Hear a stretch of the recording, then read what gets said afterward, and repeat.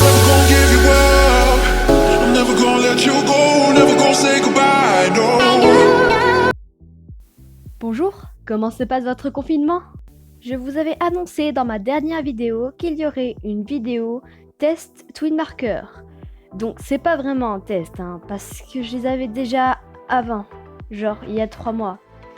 Je les ai eu à mon anniversaire, donc ça m'a permis de les tester et de faire un peu la synthèse du test dans cette vidéo. On peut dire ça? Bref, je vous laisse avec le test.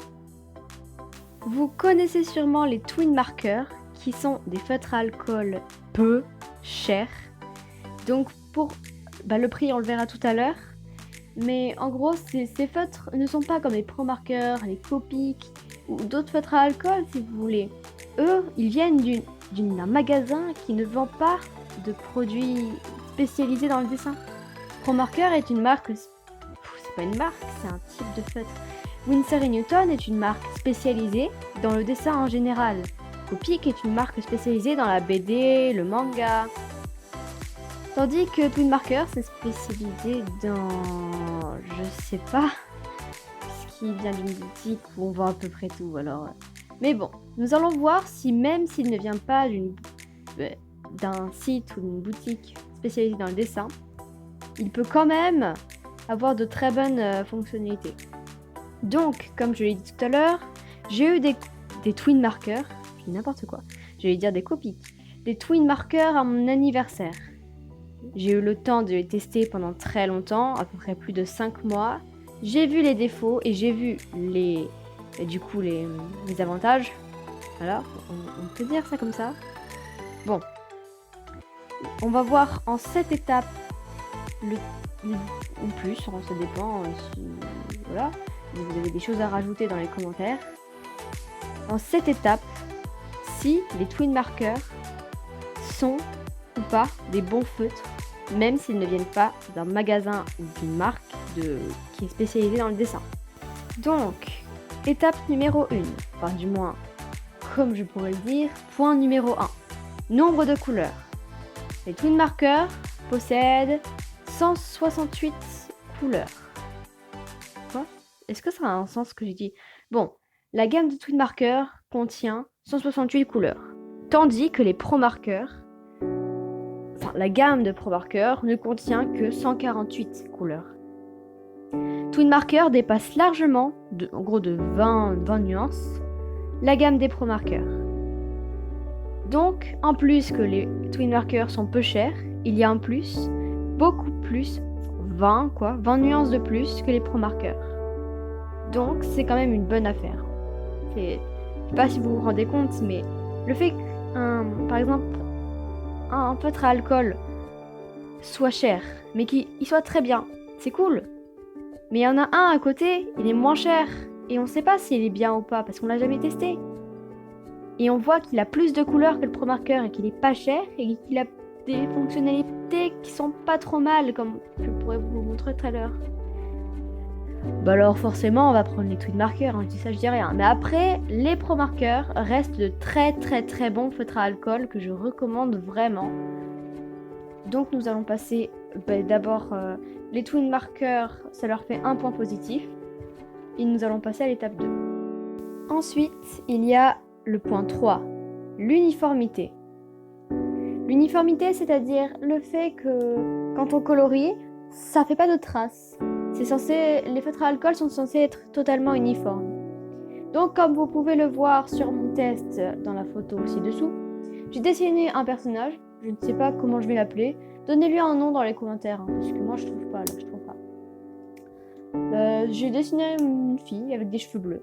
J'ai essayé de prendre des couleurs assez proches Pro Marker et Twin Marker. Et j'ai fait un côté Twin Marker, un côté Pro Marker. Donc comme on peut le voir, les Twin Markers ne font quand même pas beaucoup de traces. Ils sont vraiment assez durs. Bon, la différence est quand même frappante parce que j'ai pas pris les couleurs très proches, enfin très ressemblantes.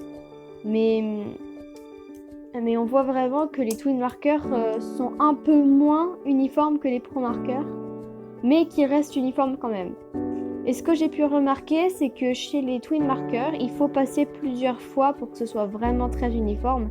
Un peu comme les pro markers, sauf que les pro markers, c'est plus, rapide, hein, je vais dire ça comme ça. Donc, je peux pas dire si c'est vraiment un point positif ou un point négatif, car c'est quand même très très bon, mais en même temps, c'est moins bon que les pro markers. Mais bon, comme on est là pour faire le test des twin markers et pas des pro markers, on va mettre ça comme point positif. Ensuite, il y a le débordement, si ça déborde ou pas. Donc pour les pro markers, excusez-moi, je vais beaucoup comparer les twin markers aux pro markers, mais c'est que si j'ai pas de choses à le comparer, forcément ça va être facile de trouver des points positifs et pas des négatifs. Donc les pro markers, quand tu passes, des fois ça déborde sur le côté, c'est très énervant. Quand tu passes, c'est comme si avec ton feutre, tu passais, mais genre à l'intérieur de ton dessin. Mais ça s'étale et du coup ça va à l'extérieur. Et ça c'est horrible parce que des fois je déborde. Et c'est aussi à ça que servent du coup les contours que je fais dans certains de mes dessins. Je fais le contour en noir, donc très souvent c'est pour faire joli. Mais ça me permet aussi de cacher un peu les débordements qu'ont pu causer les pro markers. Et ça c'est quelque chose de gênant. On retrouve ça chez les twin markers, mais beaucoup moins. C'est-à-dire que les twin markers, ça déborde, mais vraiment pas beaucoup. Genre ça s'étale, mais sur... je sais pas, ça s'étale même pas énormément, ça ne soit même pas trop... On pourrait même dire que ça s'étale pas tellement, c'est minuscule. Donc on va mettre ça comme un point positif des twin markers, étant donné que, bon, ça fait pas de dégâts comme les pro markers. Hein.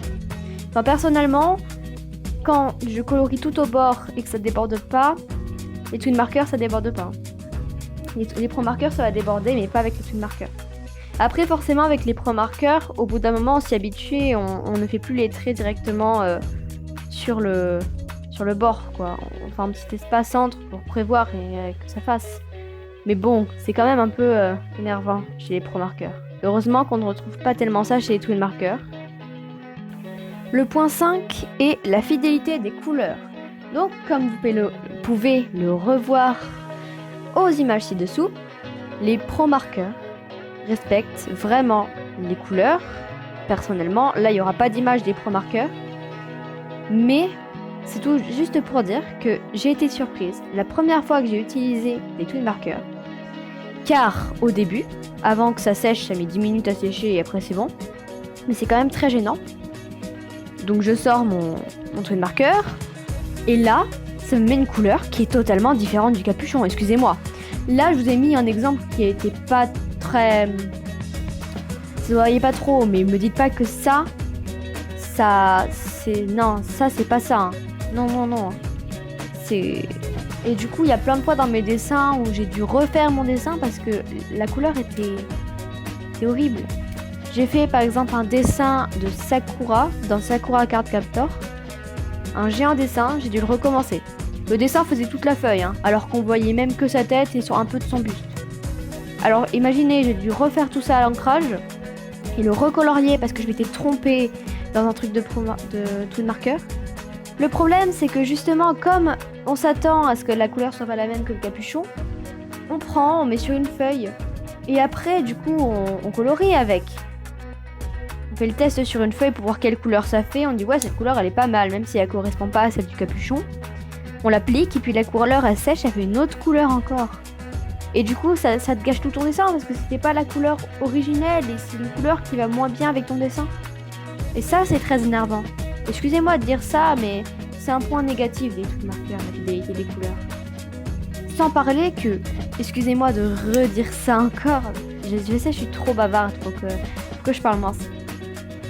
Mais une fois, je faisais un graffiti sur une feuille des twin markers et je voulais utiliser le côté biseau. Et en fait, le côté biseau des twin markers qui sont pailletés, parce que oui, il y a des twin markers pailletés, et bah, il fait pas la même couleur. Il fait une couleur plus sombre. Et donc, je me suis retrouvée avec une couleur plus sombre.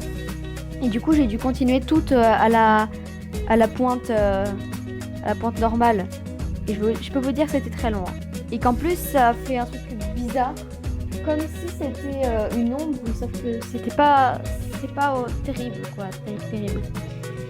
Donc c'est vraiment un côté négatif, hein, la fidélité des couleurs. Excusez-moi de dire ça, mais moi qui aime bien les Twin Markers, en plus, c'est pas l'avantage hein, qu'ils ont. Donc, le point 6, le prix. Alors là, par contre, il y aura une très très grande différence, hein, parce que les Twin Markers sont réputés pour être peu chers, mais très très peu chers. Donc, j'ai commencé personnellement avec des Pro Markers. Les premiers Pro Markers que j'ai achetés, c'était avec ma grand-mère à Artis, voilà. Hein, information inutile. J'aime bien donner comme ça des informations totalement inutiles. Et bah du coup, ma grand-mère, très gentille, merci mamie, m'avait acheté 2 packs de Pro Markers. Donc les packs de Pro Markers, généralement, c'est des packs par 6 ou par 12. J'avais pris 2 packs par 6. Donc 12 feutres, quoi. Voilà, pour faire plus simple. Il y avait le pack vibrant et le pack pastel. Voilà, donc on les avait achetés. Donc 12 feutres à alcool, ils ont coûté 32 €. 12 Twin Markers, 4 €. Là, vous allez me dire, oui, il y a une très très très grande différence. 12 Pro Markers, 32 €. 12 Twin Markers, Twin Markers, 4 €. Mon Dieu! Mais quand tu vois le prix, t'as direct envie de tous les acheter. Ma meilleure amie, elle a eu plein de Twin Markers à son anniversaire, elle en a eu au moins 60. Elle en a eu pour... Elle m'avait dit, oh, genre ma mère, elle en a eu pour 20-30 €. Alors. 30 €, c'est le prix de à peu près 12 Pro Markers. 30 €, c'est à peu près le prix de 60 Twin Markers. Oh mon Dieu! Oh là là! Mais après, c'est vrai que comme ce ne sont pas des feutres à alcool qui sont d'une marque, comment dire, spécialisée dans le dessin, c'est vrai que c'est moins cher, mais il y a aussi des fonctionnalités qui sont cool. Genre, c'est pas des feutres à alcool qui sont pas chers, qui sont pas de dessin et qui sont inutiles, qui sont nuls. Non, au contraire, ils sont super bien.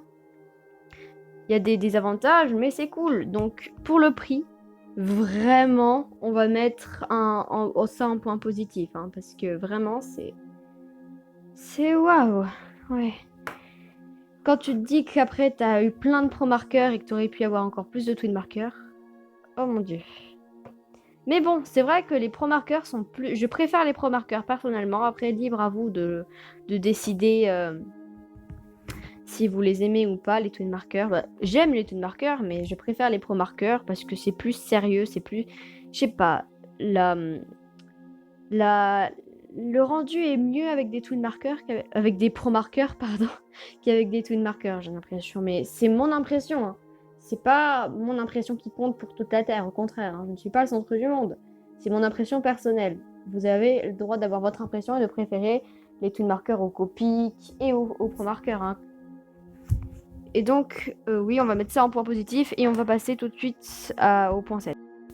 Alors, le point 7, c'est la longévité. Donc, c'est tout simplement, voilà, je suis pas un dictionnaire, mais je vais quand même dire la définition. C'est comment ils s'écoulent dans le temps, c'est-à-dire en combien d'années ils vont être usés. Donc, les Twin Markers, c'est quand même assez gros. Ça fait presque la taille d'un Pro Marker. Alors, je dis ça, je dis rien. Ça a l'air d'avoir beaucoup d'encre. Beaucoup. Ouais. Et c'est vrai que quand je les utilise, j'ai toujours... j'ai pas cette impression de sec comme certains Pro Markers que j'ai qui datent. J'ai cette impression qui fait que c'est un peu sec quand je passe, que c'est pas fluide et tout. Tandis que sur les Twin Markers, non. Il y en a que j'utilise très très souvent et jamais ça me fait ça. Donc je vais partir comme sur les Pro Markers. Donc j'ai eu mes premiers Pro Markers il y a près 2 ans, je dirais, globalement. Ouais, 2 ans. Ouais. On peut dire ça. Et j'ai eu mes premiers Twin Markers il y a quelques mois. Alors, bon, aucun n'est usé.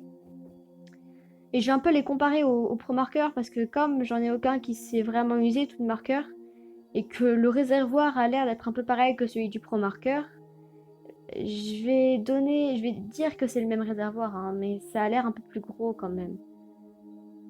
Donc, j'ai des Pro Markers qui commencent à être sèches et ça fait 2 ans que je les ai.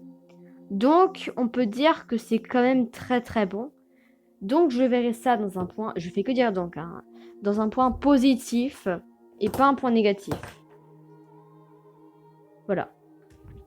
Donc la vidéo est terminée. Bien sûr, le dessin n'est pas totalement fini. Si, il est fini. C'est ce que je dis, moi. Alors. Il n'est pas totalement fini. Donc le temps qui se termine, je vais vous raconter cet OC. Voilà. Si ça vous intéresse pas, vous pouvez quitter la vidéo ou alors mettre en mute, donc couper le son et juste profiter du spin paint de Circus Jessie. Alors, en parlant d'elle, d'ailleurs, Circus Jessie, c'est une fanfiction que je fais, que je ne publie pas, que je garde pour moi, dans ma petite tête, qui est tout simplement que les animatroniques de FNAF, donc je ne sais pas si vous connaissez, c'est un jeu d'horreur, qui, en gros, ils sont dans leur pizzeria tranquille, mais Springtrap mijote des plans maléfiques pour transformer tout le monde en animatronique. Et quelques années plus tard, ça dégénère vraiment, genre c'est l'apocalypse, tout le monde est en animatronique. Et les rares survivants qui survivent doivent combattre des zombies, à la place des zombies, des animatroniques furieux, dirigés par Springtrap tous. Springtrap c'est leur roi. Donc Springtrap c'est le lapin, pas le lapin bleu, lui c'est Bonnie. C'est le lapin dans le 3, le lapin un peu déglingué. Le lièvre, on va dire. Hein. Et les vrais animatroniques qui sont gentils, même si dans le jeu ils sont méchants, donc Bonnie, Chica, Freddy et Foxy, eux essayent de trouver un plan pour arrêter ce massacre. Parce que eux, ils ont juste demandé à faire leur boulot dans la pizzeria, ils n'ont pas demandé à ce que tout le monde devienne comme eux. Et ils sont vraiment gentils parce que ils aiment les enfants, voilà. C'était une information inutile, mais bon, ils aiment bien les enfants, donc ils n'ont pas envie que les enfants y meurent. Voilà. C'est une raison tout à fait normale de vouloir sauver la Terre. Alors, il rencontre une fille qui s'appelle Jessie, et il lui confie un plan pour sauver l'humanité des robots. Oui. Et ils vont chacun mettre en elle une partie d'eux, mettre de leurs âmes, même si ça se voit pas à l'œil nu. Et elle va devenir un animatronique surpuissant qui va sauver le monde. Voilà. Bon, bah je vous laisse. À la prochaine fois dans une prochaine vidéo.